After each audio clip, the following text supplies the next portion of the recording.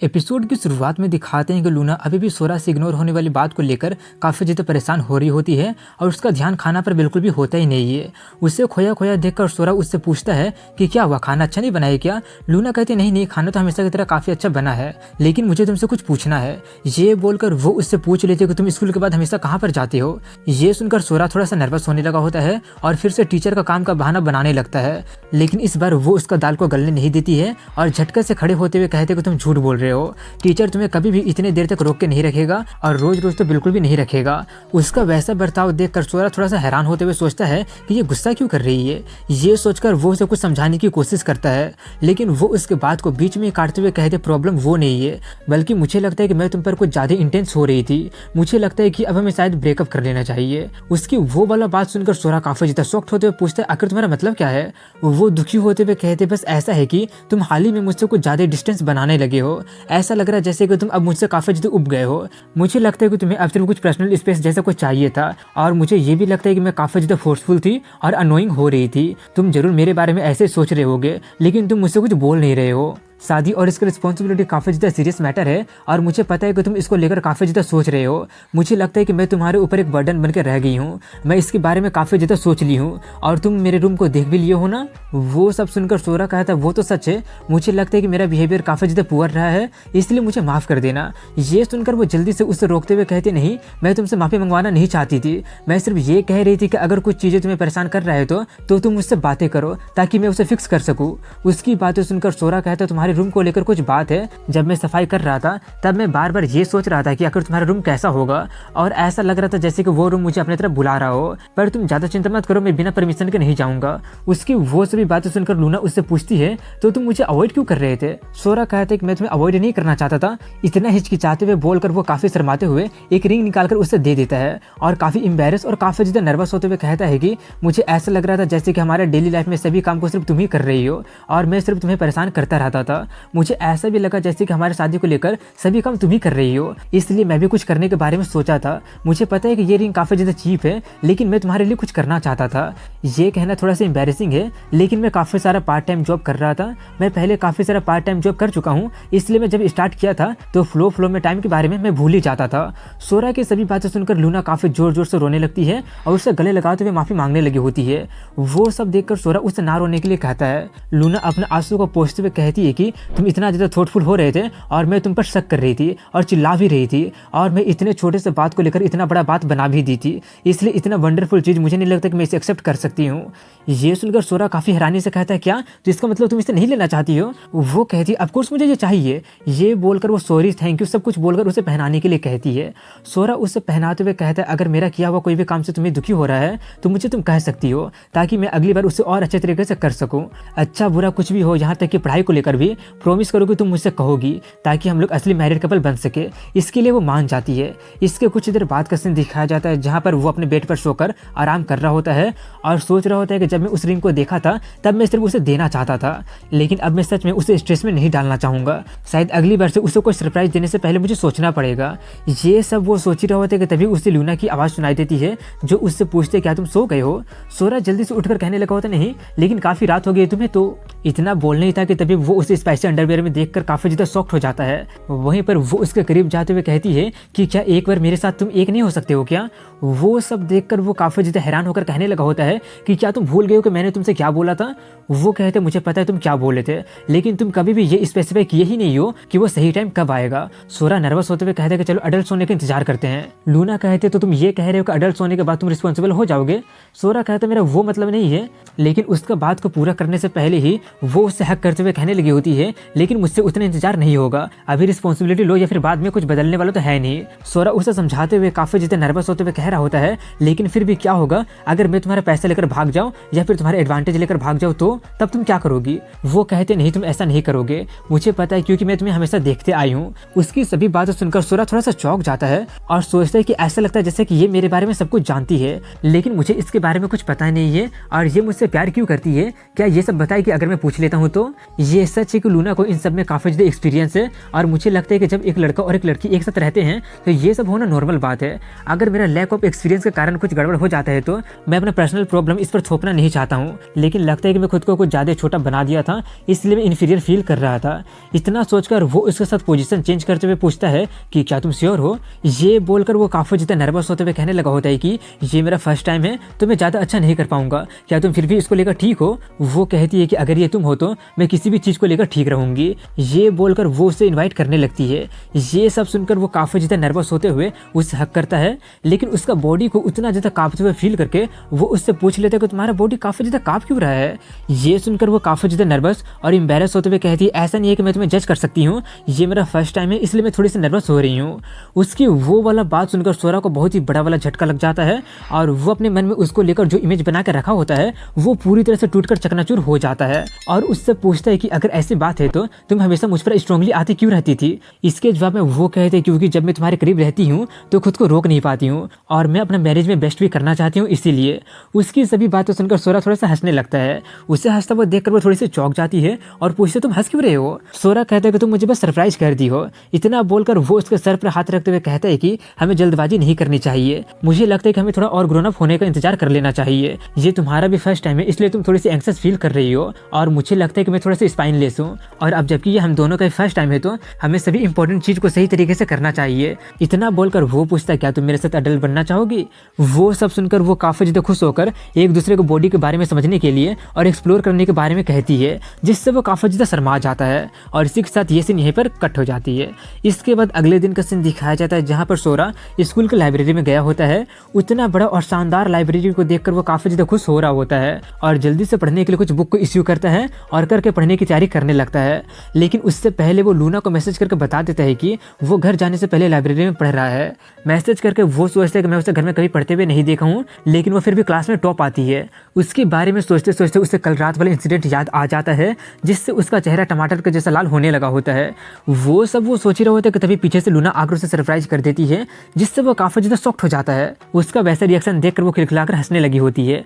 तभी वो उससे सरप्राइज होते हुए पूछता है कि तुम यहाँ पर क्या कर रही हो। वो कहती है कि अब जबकि तुम बोले हो कि तुम यहाँ पर पढ़ने आए हो तो मैं भी यहाँ पर तुम्हें सपोर्ट करने आ गई हूँ। सोरा कहता है कि अच्छी बात है कि तुम मुझे सपोर्ट करना चाहती हो, लेकिन मैं अकेले में फोकस करना चाहता हूँ। लूना फिर भी उसके साथ पढ़ने के लिए कह रही होती है, लेकिन वो मना करते हुए उससे कहता है मुझे माफ करना, लेकिन पढ़ते वक्त मैं तुम पर ध्यान नहीं दे पाऊंगा क्योंकि मैं अपना बेस्ट करना चाहता हूँ और मैं तुमसे पढ़ाई में हारना भी नहीं चाहता हूँ। मैं तुमसे तुम्हारे टॉप स्पोर्ट को छीन लूंगा, इसलिए मैं सीरियस होकर पढ़ाई करने का प्लान बना लिया हूँ। उसकी सभी बातें सुनकर लूना काफी ज्यादा इंप्रेस होकर सोचने लगी होती है कि ये तो काफी ज्यादा चार्मिंग है, मुझे लगता है कि इसे हारना बिल्कुल भी पसंद नहीं है। इतना सोचकर वो काफी खुश होकर उससे कहती है कि ठीक है अब मैं तुम्हें परेशान नहीं करूंगी। अचानक उसका मूड को उतना अच्छा होता देखकर उसे समझ में नहीं आता कि अगर वो खुश क्यों हो रही है। ये सोचकर वो लोग पढ़ने के लिए बैठ जाते हैं, जहाँ पर वो उससे कहती है अगर तुम्हें किसी टॉपिक को लेकर परेशानी हो रही हो तो तुम मुझसे पूछ सकते हो। उसकी बातें सुनकर सोरा उसे अजीब तरह से देखने लगता है। वो देखकर वो पूछते कि तुम मुझे ऐसे क्यों देख रहे हो। सोरा कहता है कि मैं सब कुछ करने में कैपेबल हूँ। लूना कहते हैं कि मुझे लगता है कि हाई स्कूल के एग्जाम में मैं थोड़ा सा टाइम पास कर दी थी, इसलिए कुछ टॉपिक मुझे समझ में नहीं आया है। ये बोलकर वो सोरा से पूछने लगी होती है, इसलिए सोरा उसे बताने लगता है। लेकिन कुछ ही देर में वो ये नोटिस करता है कि सोरा बार बार छुप छुप कर उसे देख रहा होता है और ध्यान उन सभी चीज़ों पर चली जा रही होती है, जिससे वो बिल्कुल भी फोकस कर ही नहीं पा रहा होता है और सोचने लगा होता है कि आखिर ये सब मैं क्या कर रहा हूँ, आखिर मैं अपना फोकस को इतना जल्दी कैसे खो दे रहा हूँ। इससे पहले चाहे जितना भी डिस्ट्रैक्शन क्यों नहीं होता था मैं फोकस कर लेता था, लेकिन मैं इसके वजह से फोकस नहीं कर पा रहा हूँ। ये सच में मेरे लिए बिल्कुल भी अच्छा नहीं हो रहा है। उससे वैसा हरकतें करते देखकर वो उससे पूछती है क्या हुआ, तुम्हें फोकस करना है, क्या हमें छोटा सा ब्रेक लेना चाहिए। सोरा कहता नहीं मैं बिल्कुल ठीक हूँ। लूना कहती है कि अभी तक हमारे मिड टर्म नहीं आया है तो तुम्हें ज्यादा चिंता करने की जरूरत नहीं है। इसके जवाब में वो कहता है कि ये सिर्फ मेरा ग्रेड ही है जिस पर मैं थोड़ा सा प्राउड हुआ करता था। इस स्कूल में आना मेरा सपना था और मैं अपने पीयर्स के साथ बेयरली कीप अप नहीं करना चाहता हूँ। इतना बोलकर वो थोड़ा सा नर्वस होते हुए कहने लगा होता है कि और मैं जस्टिफाइंगली ये कह पाऊंगा कि मैं तुम्हारे रिस्पॉन्सिबल हूँ और तुमसे हारने पर मुझे थोड़ा सा बुरा लगेगा, इसलिए अच्छे से फोकस ना कर पाने के लिए मैं खुद को माफ नहीं कर पाऊंगा। उसकी सभी बातें सुनकर वो कहते मुझे लगता है कि सेंस बना रहा है। लेकिन कोई बात नहीं, मैं तुम्हारी वाइफ हूँ इसलिए मैं तुम्हें हमेशा सपोर्ट करूंगी। उसकी बातें सुनकर सोरा कहता लगता है कि अब मैं थोड़ा सा और मोटिवेट हो सकता हूँ। ये सुनकर वो कहते तो क्या होगा अगर मेरा काम तुम्हें रिलैक्स करवाने का होगा तो? सोरा पूछता आखिर तुम्हारा मतलब क्या है? तभी वो उससे हक करते हुए कहने लगी होती है कि मैं तुम्हें हक कर लूंगी, ये तुम्हारे लिए काफ़ी ज़्यादा अच्छा स्ट्रेस रिलीवर होगा क्योंकि तुम काफ़ी ज़्यादा हार्ड वर्कर हो। उसका उस एक्शन से सोरा काफ़ी ज़्यादा शर्मा जाता है और वह जल्दी से दूर होकर कहने लगा होता है कि हम लोग अभी पब्लिक लाइब्रेरी में, हमें कोई भी देख सकता है, हमें एक दूसरे के इतना क्लोज नहीं आना चाहिए। तभी लूना उसके कान में धीरे से कहती है कि मैं कुछ देर पहले तुम्हें खुद को देखते हुए देख ली थी। वो याद करके सोरा काफ़ी ज़्यादा शर्मा जाता है। वहीं पर वो अपने बात को जारी रखते हुए कहती है कि मैं तुम्हारा पढ़ाई लिखाई में तो ज़्यादा हेल्प नहीं कर सकती हूँ, लेकिन बात जब रिलैक्सेशन की आएगी तो तुम मुझे खुद का हेल्प करने दोगे ना? ये सब वो उसका हाथ पकड़कर कह रही होती है, जिससे सोरा काफ़ी ज़्यादा शर्मा जाता है और वो चिल्लाने की कोशिश तो करता है लेकिन वो चिल्ला नहीं पाता है और वो उससे कहते हैं कि अब मैं घर में रूम का दरवाजा बंद करके पढ़ाई करूंगा। इसके बाद अगले सीन में उनके घर का सीन दिखाया जाता है जहाँ पर सोरा बाथरूम में होता है और वो कह रहा होता है कि साबुन खत्म हो गया है। तभी वहाँ पर लूना टॉवल लपेटे हुए आकर उससे पूछ लेती है कि क्या खत्म हो गया है। उससे वैसा देखकर वो काफ़ी ज़्यादा शर्माते हुए जल्दी से दूसरी तरफ मुड़कर कहने लगा होता है कि ऐसे बाहर मत आ जाया करो। लेकिन वहीं पर वो उसके बातों को इग्नोर करके देखने लगी होती है कि क्या क्या खत्म हो गया है। वो सब देखकर वो काफ़ी ज़्यादा एक्साइटेड होकर कहती है कि क्यों ना कल हम लोग शॉपिंग पर चले। सोरा मना करते हुए कहते हैं इसकी कोई ज़रूरत नहीं है क्योंकि मैं अकेले सब कुछ लेकर आ जाऊंगा। लेकिन वो इसके काफ़ी ज़्यादा करीब जाकर कहने लगी होती नहीं और इसी बहाने हम लोग शॉपिंग डेट पर भी चले जाएंगे। वो सुनकर सोरा थोड़ा सा शॉक्ड हो जाता है।